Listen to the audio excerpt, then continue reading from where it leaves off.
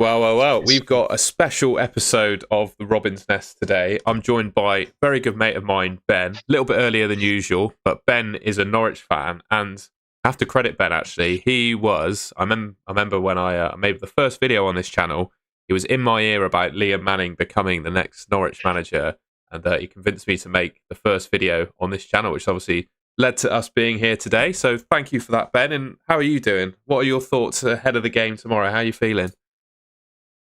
Oh, I mean, it's quite exciting because it's going to be drama regardless, I think, of the result. It's going to be dramatic and emotions are going to be high regardless of how it goes. So I'm looking forward to going to the match regardless of the outcome. It will be entertaining, I think, either way. Absolutely. And as a Norwich fan, obviously, your club is in an interesting position at the moment. I was kindly invited onto BBC Norfolk Radio this week, speaking to, I think his name's Chris Reeve, isn't it? The guy who does the Talk Norwich City podcast. And I've been recommended his tweets and YouTube videos from the algorithm and stuff. Things don't sound overly positive at Norwich City at the moment, I will say. No, mate, not at all. I think from the top of the club and the way it's run to the pitch and what's going on there, it's pretty toxic amongst the fan base. With obviously we had the 16-year unbeaten record go last week in quite miserable fashion against Ipswich, which is not good. You had the whole Nunes drama at the start of the season going to Ipswich, which was not good. And then you've had the four losses at home in a row, which is the first time ever, which is not good.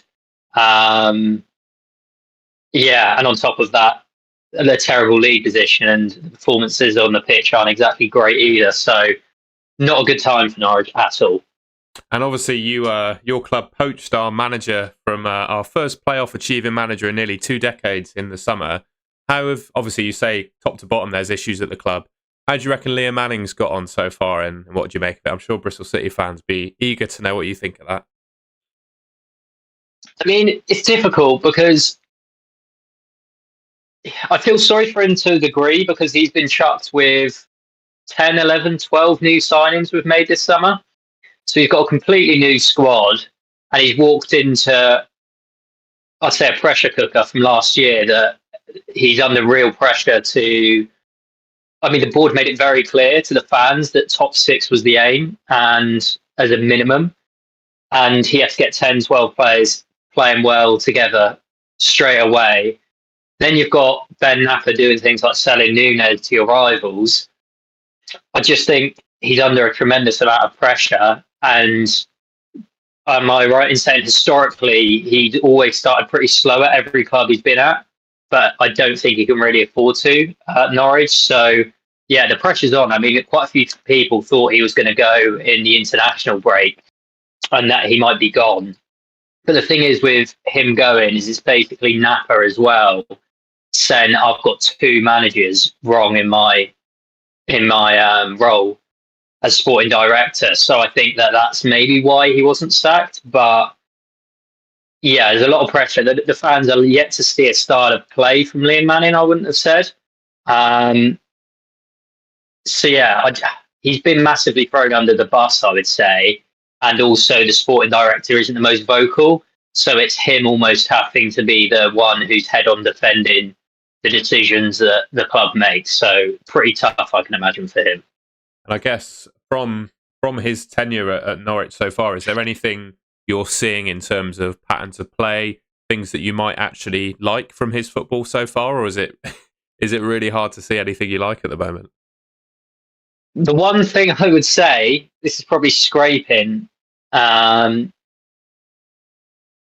is set pieces we're typically terrible at. And I would say we're slightly better at both. We're all right at attacking set pieces and defending set pieces. I think we've got one of the best records in the league.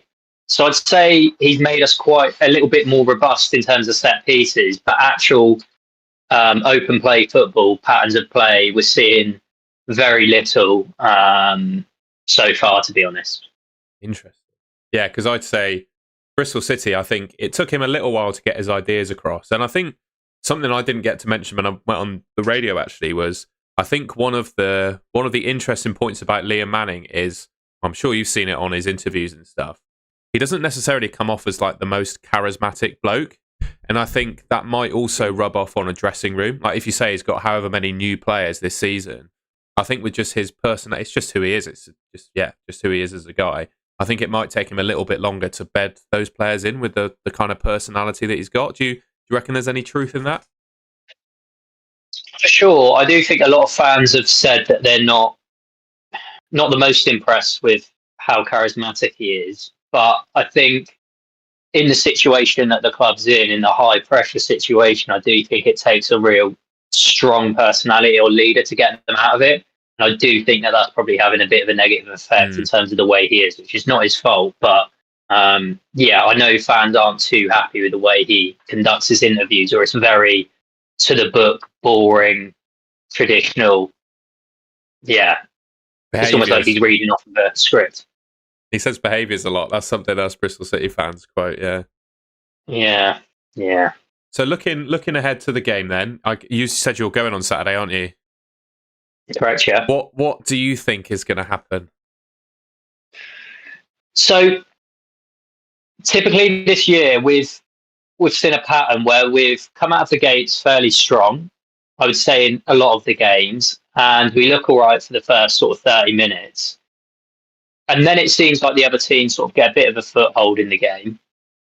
And then after half time, whatever Liam Manning said at the time, or whether or not it's the other team seems to get an idea of whatever he's trying to do, at the start, or sort of I'd love to see the stats, but the 45-minute to maybe 60-minute mark, we've conceded so many goals and just crumbled, is what I'd say.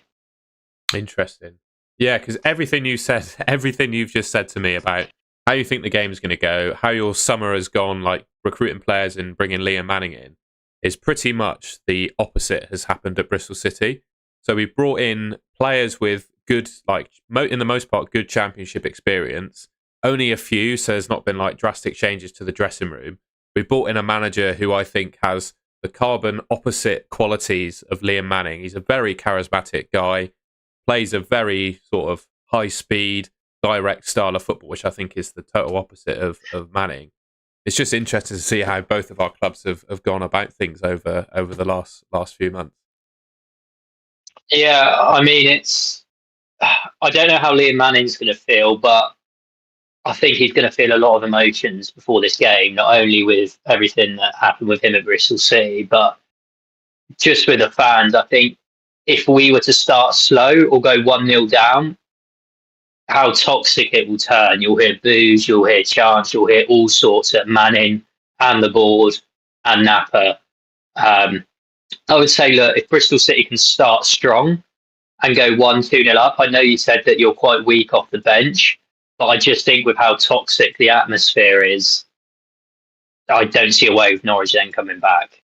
I think that'll be music to Gerhard Struber, our manager's ears. He did a pre-match press conference, I think it was on Wednesday, where he said he's got an exact plan for how he thinks he can beat Norwich at the weekend. And I reckon, yeah, and Chris said it when I spoke to him on the radio as well, that an early goal for Bristol City, 1 or 2 goals in the first half, would really knock Norwich City. So I think from a Bristol City fan perspective, if we were to beat you based on the quality of our bench at the moment, that's how we go about it. But I'll ask you the opposite. In terms of Norwich's strengths, if you were to win the game, how do you reckon you might be able to do that? Well, I think they've got to come out and set the tempo from the start and show something. I mean, look, the home fans are yet to see a win all season at home.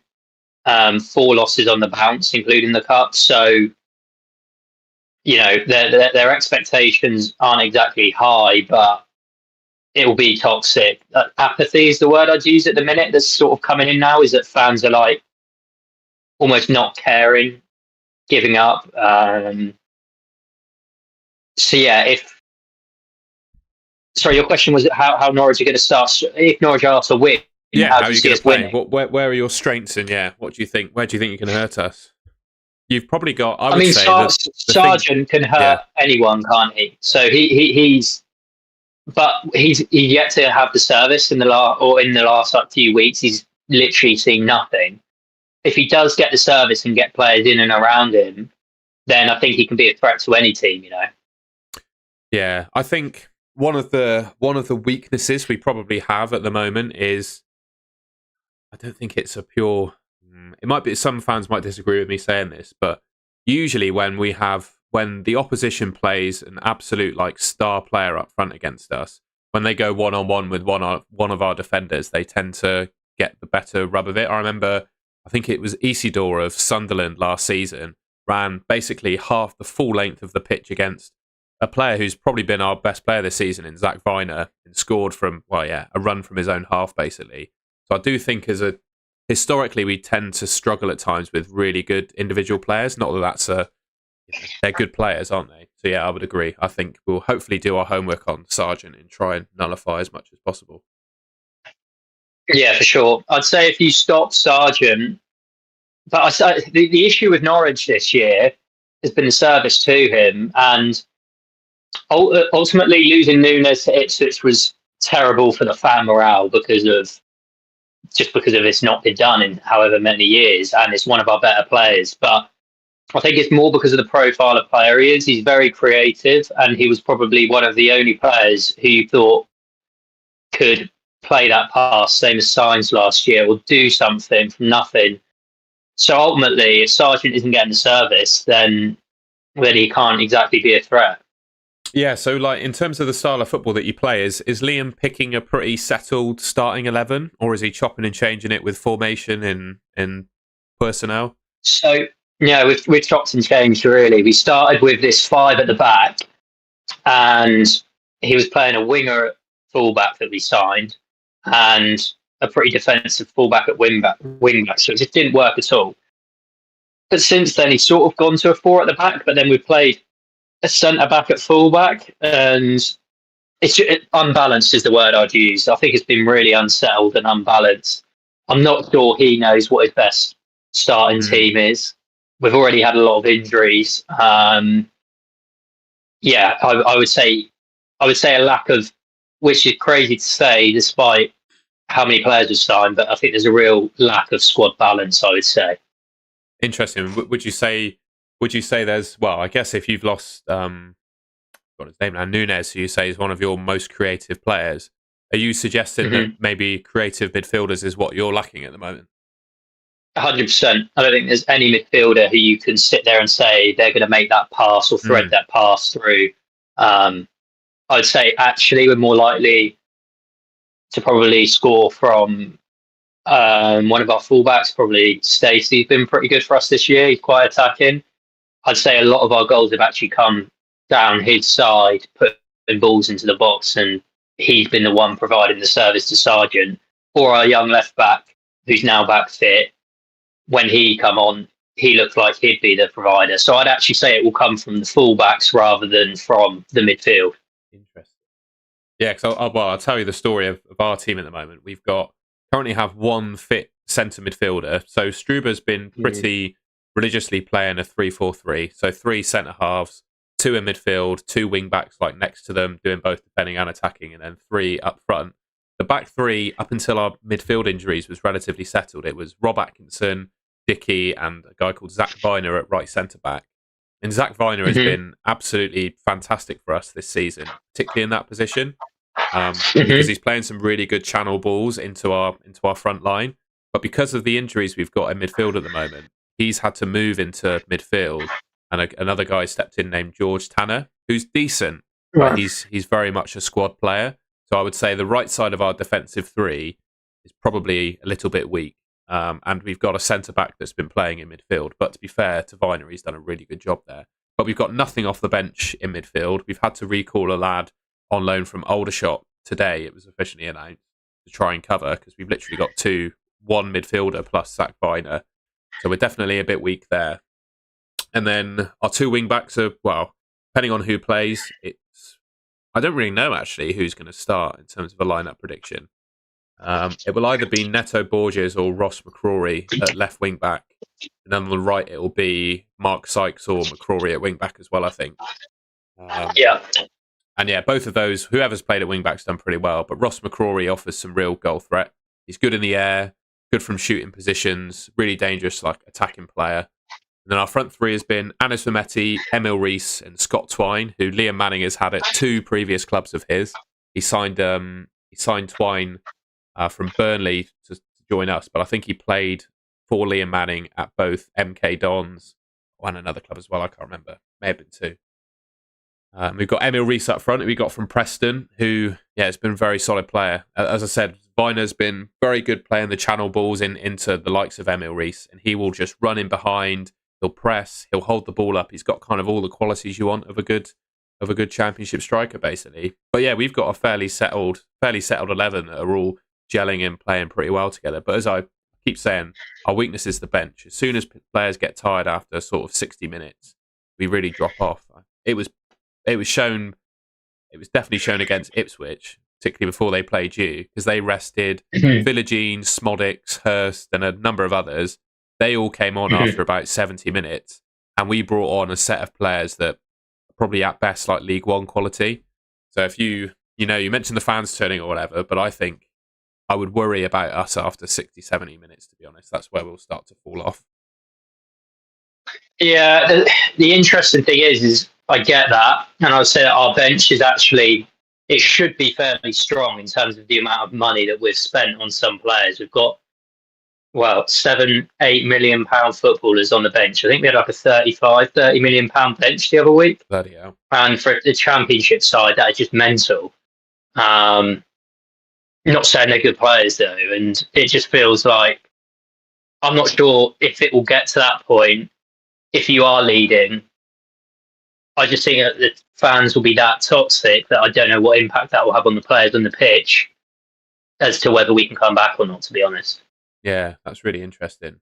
Surely then, I'm just thinking from a selfish Bristol City perspective, all the team talks in the dressing room leading into this game, surely from the manager, is try and get a couple of goals early and get ahead. That's how you play Norwich. 100%. You've got to say, if get early goals, the pressure will be absolutely cooking.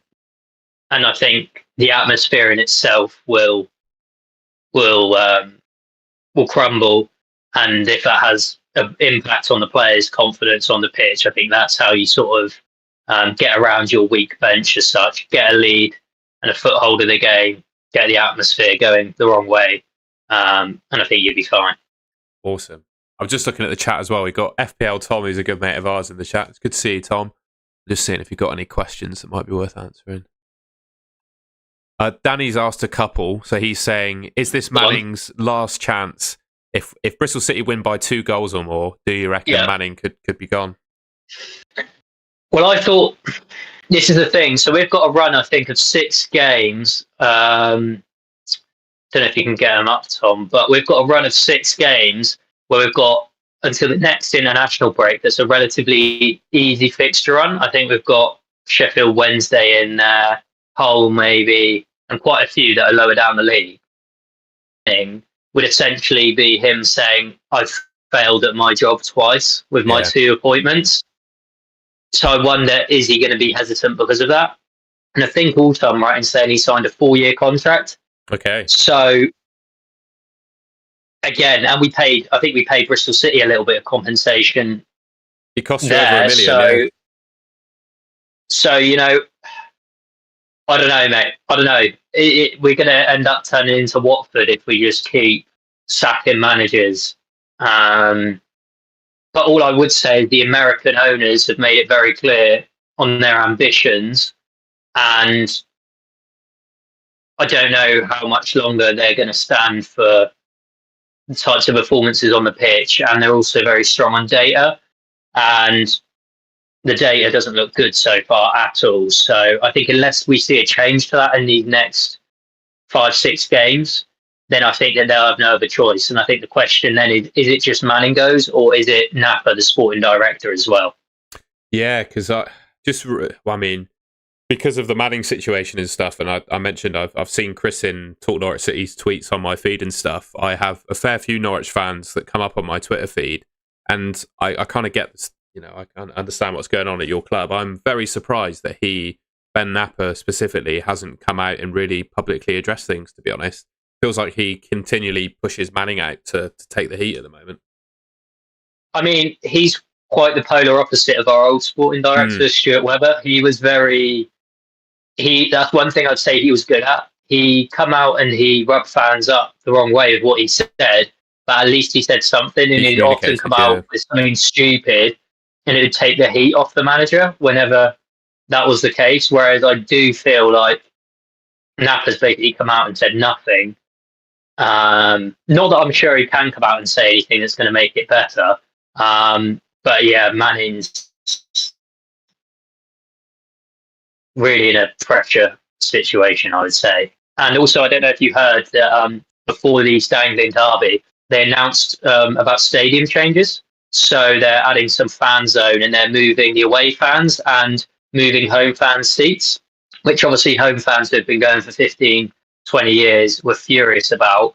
So, there's just so many things that are going on at the club that are not going well. So this is a good time to play, as good a time to play Norwich City as you could possibly get then, I'm guessing. 100%. 100%. You couldn't pick a better time, to be honest. Do you have a score prediction for the game at all?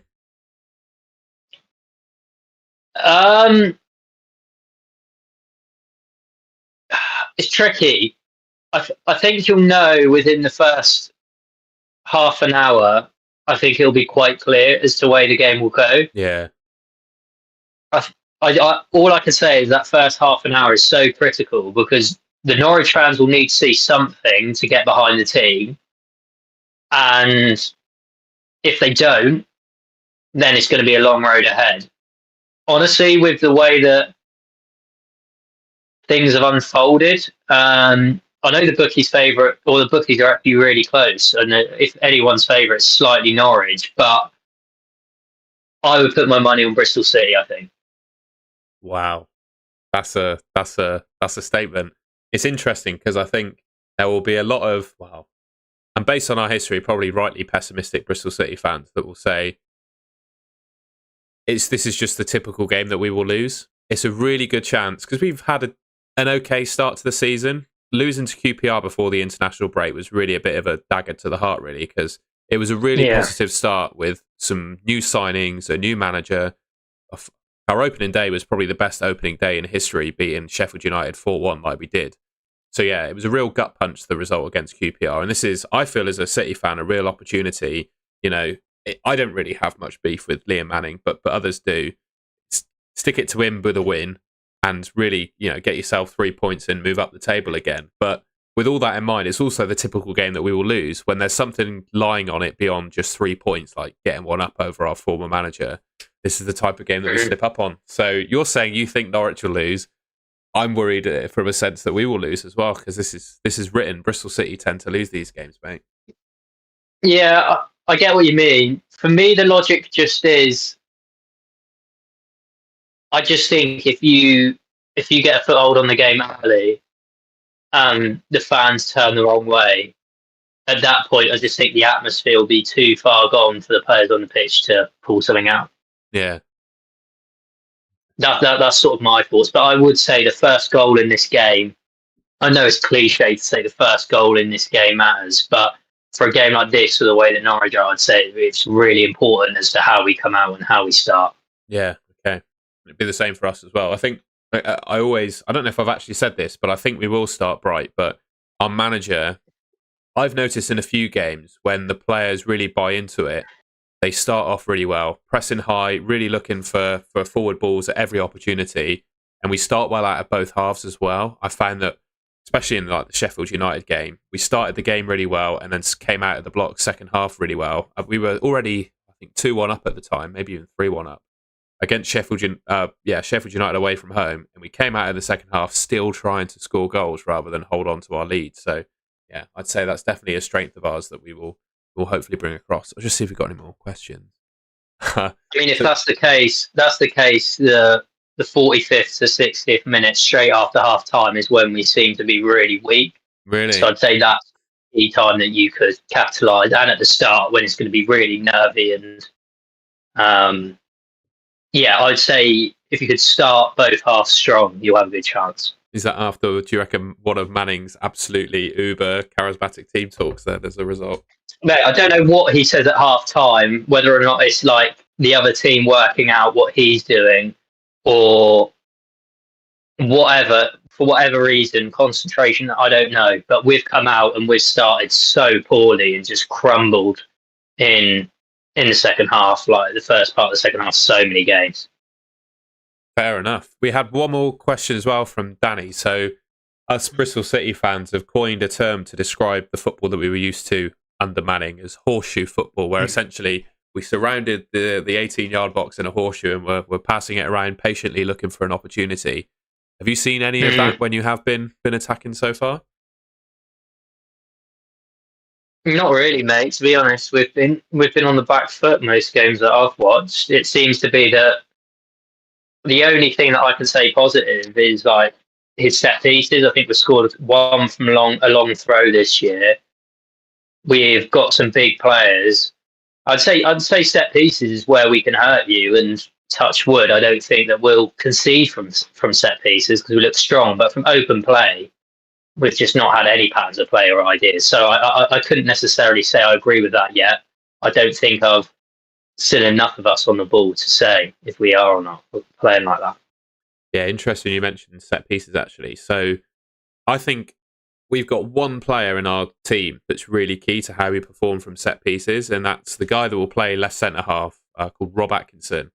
And from an attacking point of view, he's a real threat from set pieces, and he's from a defensive point of view, he's the same. And when he's not on the pitch, because he's quite injury prone, he did his ACL nearly 2 years ago now, and he has struggled to get full 90s together since, particularly playing for us this season. He's been subbed off early on a couple of occasions, but always been back the week after to play. There's always a risk that he comes off injured, and if he does, we completely fall apart from set pieces. You can see that the team's confidence in terms of defending set pieces when he's not around completely collapses. So if he gets injured or comes off, I think you as a Norwich fan can start getting excited about your set pieces, I reckon. Yeah, I'd say that's where we might be able to punish Bristol City. I'd say that's the area that I'd say I'm somewhat confident in, is that in terms of patterns of play, chance creation from open play. We're yet to see that, and I haven't got much confidence either. I'm going to give my prediction then. To be honest, mate, I think it'll be a 1-1 draw. I think we'll score early. Yeah. We'll score early. Your fans will somewhat turn, and then players that you bring off your bench towards the end of the game will make an impact and score, and you'll equalise, and it'll probably be 1-1. That'd be my prediction, I reckon. Yeah, I could see that. Yeah, that's fair enough. I could see that. I just wonder. Yeah, I just wonder at that point, would the atmosphere be that toxic? I would say, like, from a Bristol City standpoint, I wouldn't go 1-0 up and then sit on it. I don't think that would be the right approach. I think you have to just keep going and playing into the fact that it's getting toxic. Do you know what I mean? Yeah, absolutely. I'm just thinking, I don't really have any more to ask you. We talk all the time, so we've talked about Bristol City and Norwich a lot. So I'm trying to make sure that everything I've asked of you of Norwich is covered on the stream. Is there anything you don't feel we've covered yet? No, is there any questions? I haven't got the chat up. Yeah, I'm covering the questions. Let us know in the chat if you guys have got any more questions for either me or Ben. I haven't plugged my laptop in. Bear with, that's going to be a bit of a nightmare. You're fine. That wouldn't have been fun if that just died on stream. Bear with. Yeah, we're back now. Right. What have we got? Yeah, just lots of general comments about Manning then, by the sounds of it. Just people saying we tended to be high possession but not create all that many chances from open play, which I'd somewhat agree with.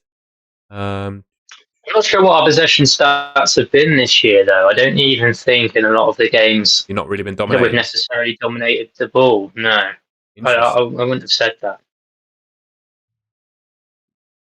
The trouble is that the personnel and the formation has changed so much that I don't think I could like definitively say that the style of football or how we're going to play. Like, it's just not clear to me yet. And other than someone's asked a question about the formation that you'll play, and you obviously mentioned that Josh Sargent's probably your main threat. Are there any other players? You might change the formation, might change the lineup, so it's hard to predict. Are there any other players that you think are pretty much nailed on to start, other than just Sargent? I guess you signed Harry Darling, didn't you? And I know for a fact that Manning was always interested in him when he was working for Bristol City as well. So imagine he's going to be starting. The funny thing is about this is some fans would argue, and rightly so, that Harry Darling and our goalkeeper have been two of our best players this year. That's pretty concerning considering the amount of goals we've leaked and the position we're in. I think our keeper's been one of the best keepers this year, albeit he had a bit of a howler against Ipswich. Before that point, he was class. So it just shows the amount of chances we're conceding, mate. So it really isn't good. I can't sit here and say that I'm positive or say that there's any players who are really good or nailed to start, because we just haven't seen that yet at all. Interesting. I'm going to ask you the opposite now, and I wouldn't worry about like offending people if you don't know or you think we're rubbish or whatever. But Spencer's asked, are there any particular players from Bristol City that you're worried about? I guess just what are your overall thoughts going into the game about us? Where are you worried about us potentially hurting you? So I can't sit here and say that I've watched loads of Bristol City. I only hear bits from you and watch highlights. I know that Scott Twine's great from set pieces. So I think that's always a danger when he's on the pitch. Emil Rees, I mean, I've watched him against us for Preston, and he's a good, solid championship striker. But aside from that, I think last year, I don't think you necessarily had one standout player. I think that you just worked really well as a team. Obviously, is it Jason Knight, your centre midfielder, is like Mr. Consistent, will give you 7 out of 10s every game, but he's injured, right? He's injured, yeah. So, I know that he's very consistent when I've seen him. I'll probably say Emil Rees, and I'll probably say Scott Twine from set pieces or dead ball situations. Yeah, interesting. I probably told you this already and bored you with it, but I'm pretty sure Scott Twine's free kick accuracy statistics are either up there or better than Messi in terms of how good he is at free kicks. What I have found with Scott Twine, though, is from like a shooting position free kick, he's really good. I think he's absolutely mastered the technique of striking the ball from that position.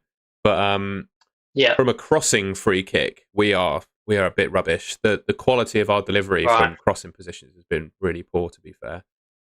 Always a good one as well from... Oh, carry on. Sorry, mate.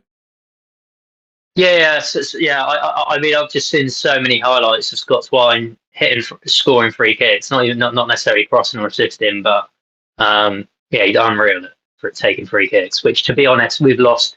We've had Nunes, Sarah. We've had so many good free kick takers that I don't even think we've got any left, to be honest.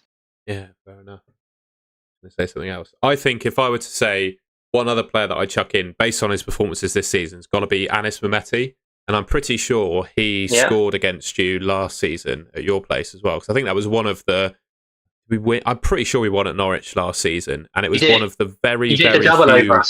Yeah, it was one of the very, very few away wins Bristol City actually got last season. That was one thing we really struggled with under Manning, was our away record was really poor.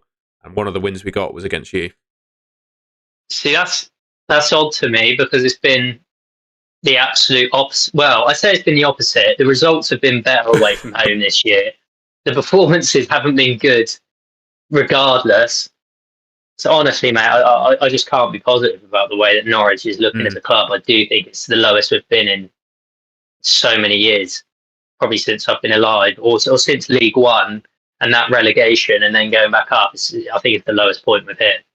Interesting. Oh, I had a question from Henry as well. Like you said, don't worry if you've not watched too much Bristol City, but he asked, who would I have from Norwich and who would you have from Bristol City? I reckon if I could pick two from Norwich, I'd have to say Josh Sargent as one of them. I think he's probably, I feel a bit for him in this Norwich team, but I think he's probably the best centre forward in the division, isn't he, on his days? Probably maybe even Premier League quality. And I would like Harry Darling as well. I think he's really good, and I think he'd be a good fit for our team. Agreed. Yeah, I couldn't knock you. I'd say that both of them are definitely players that I'd want from Norwich. In terms of from Bristol City, the thing is, Scott Twine is an attacking midfielder, and I know we're looking out for him this summer, but he's not necessarily. He seems to be a bit of a set piece merchant, so I'm not sure how creative he actually is. Um, if I was to take players for Bristol City, I'm not even sure who it'd be. Whoever is your most creative player Yeah, in fair enough. midfield, because it's more the lack of personnel that we're missing in terms of profile of player more than anything. Yeah, interesting. It did feel. I did have a horrible feeling that he would pinch Scott Twine again over the summer, to be honest. But I would say, just so I'm sure Bristol City fans would agree with when I say this, he's obviously amazing from set pieces. Started the season really well, sort of first 2, 3, 4 games. He's kind of regressed a little bit now. I wouldn't say he goes missing because he does a lot of work from like a pressing point of view, but I just don't think Scott Twine's done that much from open play this season. To be honest, that's one thing I would label at him. Mm. Yeah, I'm not sure. I mean, yeah, I would look at more of your players, but I'd be lying if I said that I'd watched Yeah, them enough to fair enough. know which player would be the right type of player for Norwich. But Norwich have just got so many deep rooted problems throughout the club right now that, yeah, I don't really know. Obviously, results on the pitch help. But I think if we lose, I don't want to know what's going to happen if we do lose again and we go 5 losses at home in a row. I, I don't know if they'll have any other option but to sack Manning, especially if Really, it's maybe you winning by 2 or 3. But like I said, the issue with that is it's basically Napa saying, I've got 2 appointments wrong, sack me as well. So he's got to that's where go. it gets a Yeah, bit weird. yeah, I understand. I understand. Another question. Yeah, we just need another striker. Basically, that was one of the gaping. Wow, I think the club tried to get someone in, but it's so obvious when you look at our team. We haven't scored a goal yet. Actually, that's one of our weaknesses. We haven't scored a goal yet when Emil Reese has not been on the pitch. So that's quite Right. telling. That's why I said our bench isn't very strong. As soon as he leaves, it's not necessarily. It's just the quality of players that we have off the bench is really poor, to be honest. So if I were to take a player from Norwich again, we just need another striker, I think.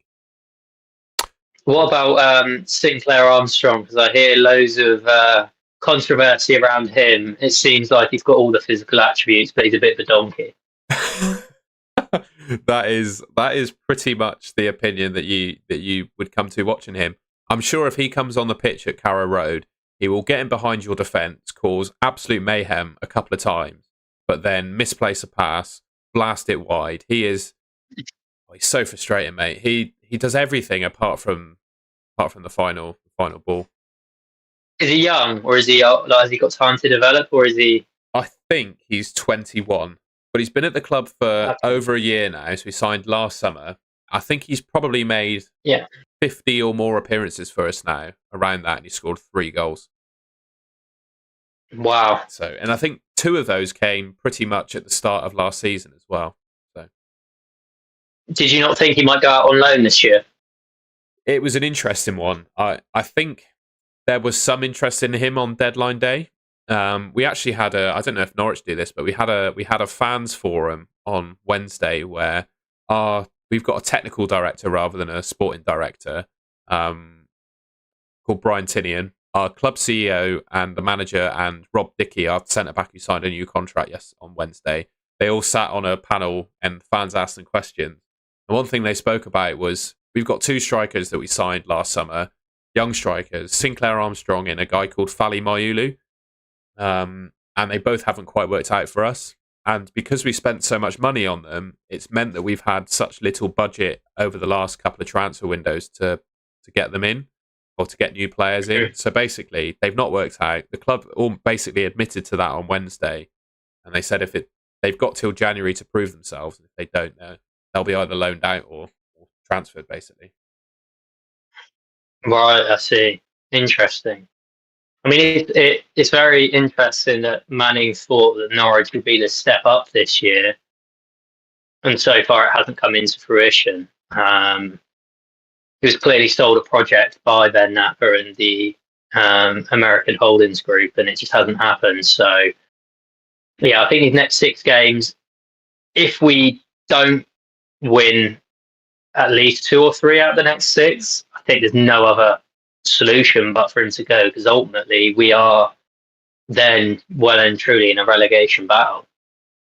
Yeah, which is crazy to say, but I'm sorry to laugh, but as a non-fan, it is quite a funny scenario for Liam Manning. And yeah, the one thing I would say as well, it's there's critics of our club hierarchy, and not all of our signings have worked out. I've just spoken about 2 strikers we signed last summer that have been pretty much a failure, to be honest. But one of the things we do well when we sign a good player is we buy someone that's played. They're still relatively young, but they've played a lot of football in England and specifically in the Championship. And I do think having Championship experience goes quite a long way. I'm sure that's probably one of the issues with your team is they've maybe come from another league, don't quite get the Championship, probably paid a lot more money than they were on previously as well. That can make it quite hard to play at your normal levels. It's funny you say that, because Norwich will sign some 7-8 million 20-year-old from Croatia or one of these European clubs, and everyone will think, oh, this guy's going to be amazing.